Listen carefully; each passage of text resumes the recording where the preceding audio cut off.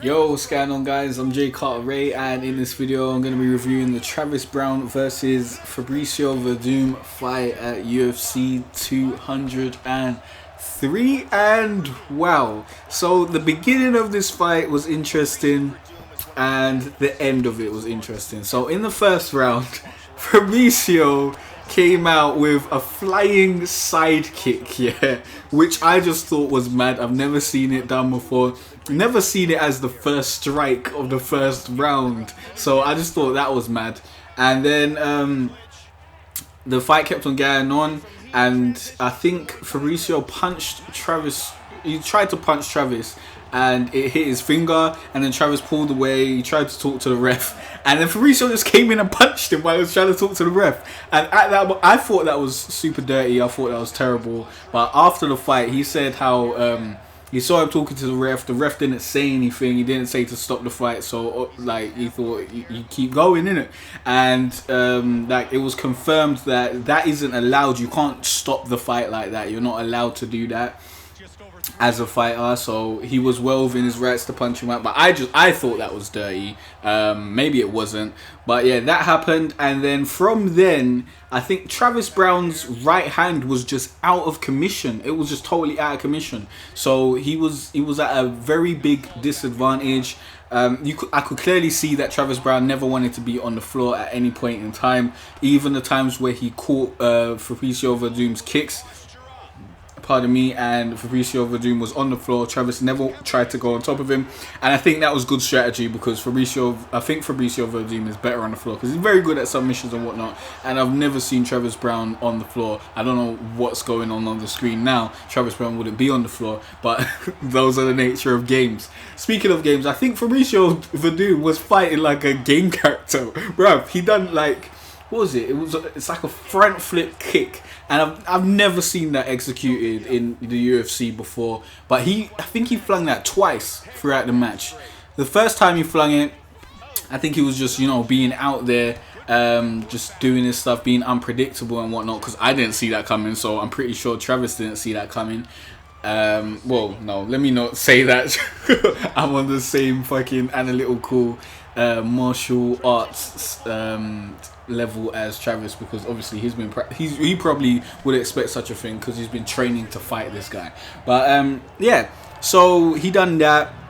First round was very entertaining. It was full of outrageous strikes and that whole debacle, that whole controversy of you know, Travis hurting his hand. And the second round was boring, complete garbage, because Travis didn't have his right hand. He was only punching with his left hand, so it was pretty easy for Fabricio to, you know, stay out of the way of that. And they were both just standing in front of each other, like not really utilizing their movement, not really moving around each other, not really using the ring, and that was a bit stale.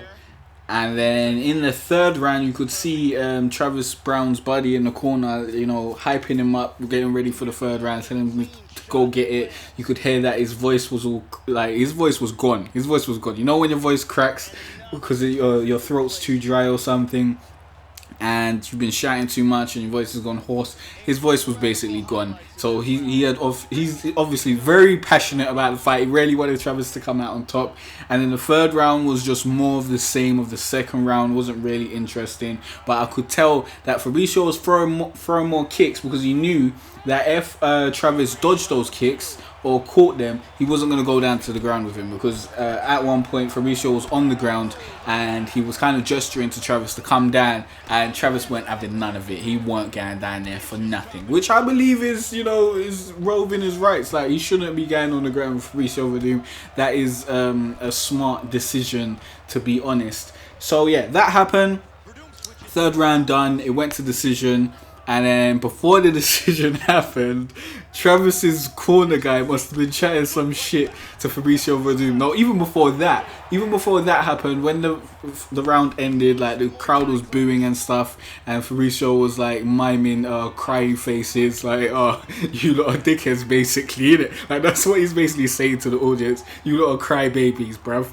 And then was it Travis's corner guy must have been saying some stuff to him. I don't know what he said, but it must have been really, really passionate and rude because Fabricio kicked him. Like he tried to give him a front kick. He tried to give him a front kick to the body, and I think he got him. Like obviously, like it went an unprotected front kick to the body because there was people around and stuff, so it wasn't like a super perfect landed front kick. I don't know, the other guy's stomach might be hurting right about now, but they ushered all the corner guys out of the ring, and then they gave us the decision, which was obviously Fabricio won. In the third round, Travis did start throwing his right hand a little bit more. I think he like in the second round he was trying to feint it but not actually throwing it, so it was very predictable to know that he's only going with his left hand.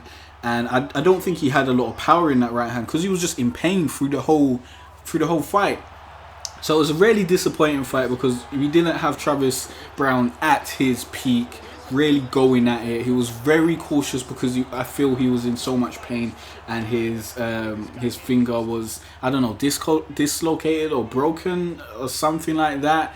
Either way, it put him at a very big disadvantage and it didn't give us, you know, the fight that we really wanted. Both of these guys at their tip-top shape, giving it their all. So for that, yeah, the fight was, the beginning was cool, the end was cool. It was an interesting thing. In all, the fight wasn't, yeah, it wasn't good. It wasn't good. It was mediocre, to be honest. So yeah, let me know what you thought of the fight in the comment section down below. Please hit that like button if you haven't done so already. Also, be sure to subscribe as I'll be putting out loads more UFC 2 videos. And if you want to check out the rest of my UFC 2 videos, you can click on the playlist on the screen. And I'll see you guys in the next video. Thanks.